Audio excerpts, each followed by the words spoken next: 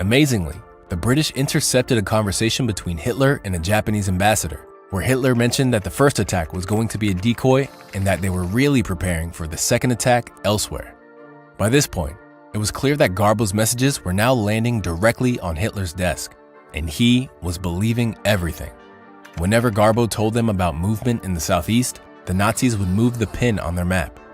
They made the crucial decision to move hundreds of thousands of troops to defend Calais. That was hundreds of thousands of troops that wouldn't be in Normandy. June 5th, one day before D-Day.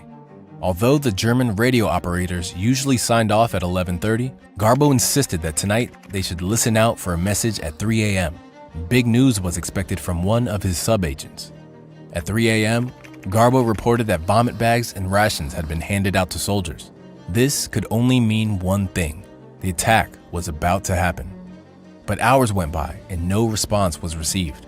The Germans had gone to sleep. The Allies rocked up to Normandy at 6:30, completely undercover, outnumbering the Germans by more than 3-1.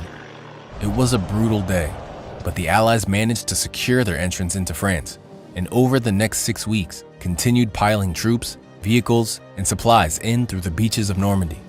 Amazingly, the Nazis refused to move more troops to Normandy, and in fact, ended up sending more to defend Calais, waiting for the second attack that would never come.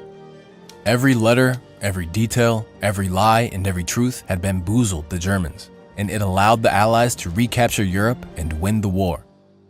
Despite the defeat, Hitler was so impressed with Garbo's messages that he was awarded the Iron Cross.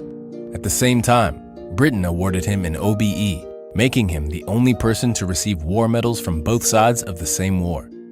After the war, Pujol feared that the Nazis would be looking for him, and so he faked his own death and moved to Venezuela. And just like that, he was gone. Amazingly, this whole story would have never been told if it hadn't been for Nigel West, a writer from London. He was determined to track Garbo down, and so he got hold of a Barcelona phone directory and called every Juan Garcia in the area. As you can imagine, there were many. Eventually, one of Garbo's nephews picked up the phone and helped him make contact with Garbo.